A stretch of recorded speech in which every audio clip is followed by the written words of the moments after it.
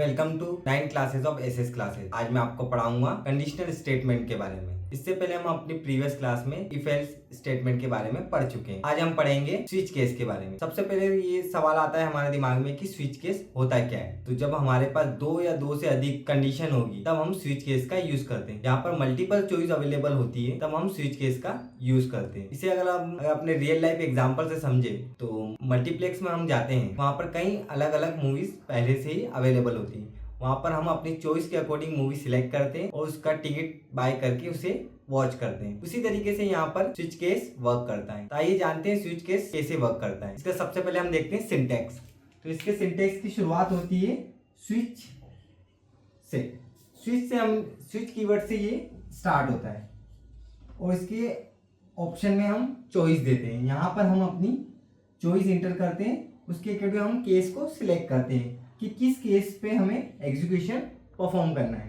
तो यहाँ पर कोई अलग अलग तरह के कई केसेस अवेलेबल है, जिसमें से अगर हमने मान लीजिए कि फर्स्ट चॉइस दी गई हो तो हम पहले केस पे वर्क करेंगे और वो स्टेटमेंट एग्जीक्यूट होता है।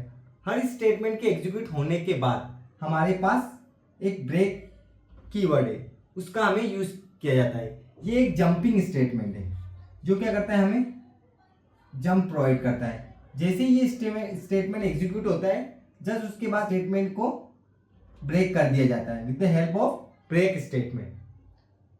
अगर हम चॉइस कोई और करते हैं तो दूसरा केस एग्जीक्यूट होता है और उसी स्टेटमेंट के एग्जीक्यूट होने के बाद भी क्या होता है, ब्रेक स्टेटमेंट वर्क करता है, उसे हमें वापस से इनिशियल पोजीशन पे ले आता है। तो ये जंपिंग स्टेटमेंट का यूज किया जाता है स्विच केस के अंदर। स्विच केस को और अच्छे से जानने के लिए हम अब एक लाइव एग्जाम्पल से समझते हैं। तो यहाँ पर हमारा दिया गया है एक एग्जाम्पल जिसमें हम स्टार्ट करते हैं हमारे प्रोग्रामिंग की प्री प्रोसेसर डायरेक्टरी से। सी के अंदर हम क्या करते हैं, दो हेडर फाइल को इंक्लूड करते हैं। वो कौन कौन सी है, stdio.h और conio.h। इन हेडर फाइलों का इसलिए यूज किया जाता है जिससे हम क्या कर सकें, हमारे प्री डिफाइंड फंक्शन को जो डेवलपर ने हमें प्रोवाइड किए उन्हें हमारे प्रोग्राम में यूज कर सकें। उनको हम आगे अपनी नेक्स्ट प्रोग्राम में चेक करेंगे। देखिए हमारे प्रोग्रामिंग की जो स्टार्टिंग होती है सबसे पहले कहाँ से होती है, मेन फंक्शन से। हमारा कंपाइलर सबसे पहले पूरे प्रोग्राम में मेन फंक्शन को ढूंढता है। मेन फंक्शन के आगे हमारा लिखा हुआ है वॉइड।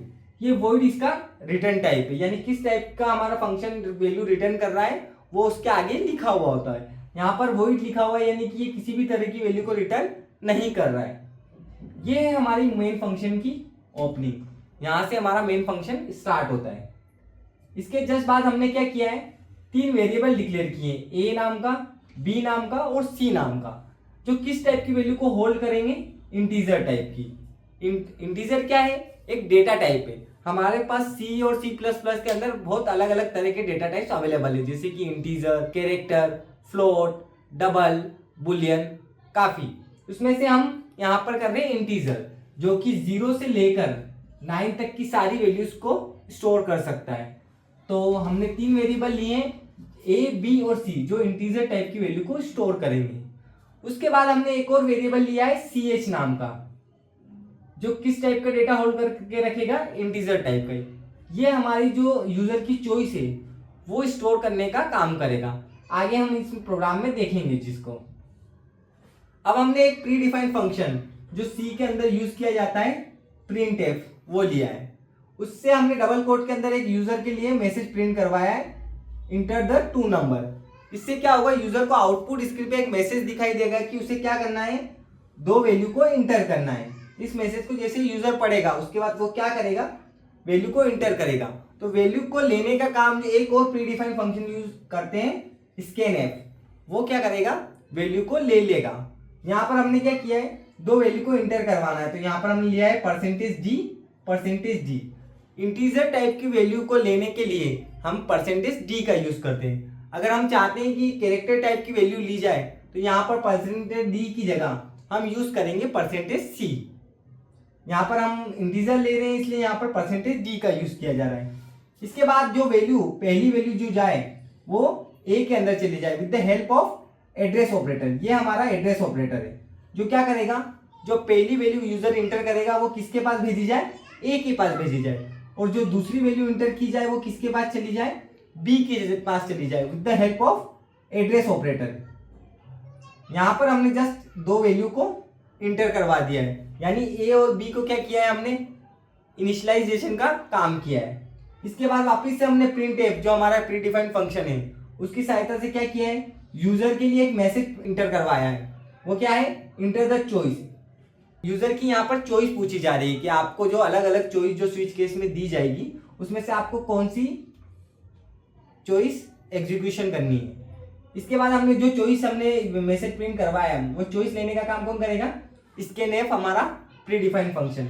यहाँ पर लिया है हमने परसेंटेज डी जो इंटीजर टाइप की वैल्यू को इंटर करवाने का काम करता है, और जो वैल्यू है वो किसके पास चली जाए चॉइस की, सी एच नाम के वेरिएबल के पास, और with the help of address operator. ये हमारा सेमीकोलन, जैसे कि आपको प्रीवियस क्लासेस में भी बताया गया है कि सेमीकोलन का जस्ट यही काम है कि कंपाइलर को बताना कि ये जो लाइन है उसकी एंडिंग यहाँ पर हो गई। सेमीकोलन का बस यही काम है कि कंपाइलर को एंडिंग बताना होता है लाइन का। इसके बाद हमारा मेन स्विच केस स्टार्ट होता है। यहाँ पर स्विच केस को हम स्विच स्टेटमेंट से कीवर्ड से इनिशियलाइज करते हैं और यहाँ से हम अपनी चॉइस देते हैं। सी एच के अंदर हमने चॉइस दे दी है पहले से यूजर ने, तो जैसे ही वो चॉइस इंटर करेगा, मान लीजिए कि यहाँ पर हमारे पास दो अलग अलग केसेस है, तो यहाँ केस नंबर 1 यूजर ने एक चॉइस इंटर करी, तो हम सबसे पहले कहाँ चले जाएंगे, केस नंबर 1 के पास। और केस नंबर 1 में क्या किया जा रहा है, c is equal to a plus b, यानी दो वैल्यू को ऐड किया जा रहा है। यहाँ पर दो वैल्यू को ऐड करके किसको दिया जा रहा है, c को दिया जा रहा है। तो अगर मान लीजिए कि मैंने 5 + 2 दिया है तो c के पास क्या चला जाएगा, 7 चला जाएगा। और 7 को हमने क्या किया है, c को हमने प्रिंट करवाने का काम किया है यहाँ पर with the help of printf operator. Just इस स्टेटमेंट के बाद हमने जंपिंग स्टेटमेंट यूज किया है ब्रेक। अब ये क्या करेगा, जैसे ही ये वैल्यू प्रिंट होगी हमारा टास्क परफॉर्म हो जाएगा, उसके जस्ट बाद हमें वापस से कहाँ पहुंचा देगा, हमारे यूजर की चॉइस पर। वापस से ये यूजर से चॉइस पूछेगा कि आप अपने कौन सा स्टेटमेंट एग्जीक्यूट करवाना चाहते हैं। अगर मान लीजिए कि यहाँ पर जब अगर यूजर ने पहले स्टेटमेंट की जगह दूसरे केस को चूज किया हो तो क्या होगा, यहाँ पर हमारे पास दूसरा केस भी अवेलेबल है। यहाँ पर एडिशन का काम हो रहा था और यहाँ पर दो वैल्यू को सब्ट्रैक्शन का काम किया जा रहा है। मान लीजिए अगर मैंने 5 - 3 दिया हो तो c के पास क्या चला जाएगा, 2, और c को क्या कर रहे हैं हम, प्रिंट करवा रहे हैं। तो यहाँ पर हमने केस नंबर 2 में दो वैल्यू में सब्ट्रैक्शन का काम किया जा रहा है और c को प्रिंट किया जाता है। जैसे ये c प्रिंट होता है वैसे ही वापस से हमारे पास क्या आ गया है, ब्रेक। वो क्या है, जंपिंग स्टेटमेंट है जो हमें वापस से कहां पहुंचा देगा, हमारे यूजर की चॉइस के पास। यानी कि वापस से ये जस्ट स्टेटमेंट को एग्जीक्यूट करने के बाद यूजर के पास ये वापस से मैसेज चला जाएगा कि आपको अब वापस अपनी चॉइस इंटर करनी है। इस तरीके से हमारा स्विच केस वर्क करता है।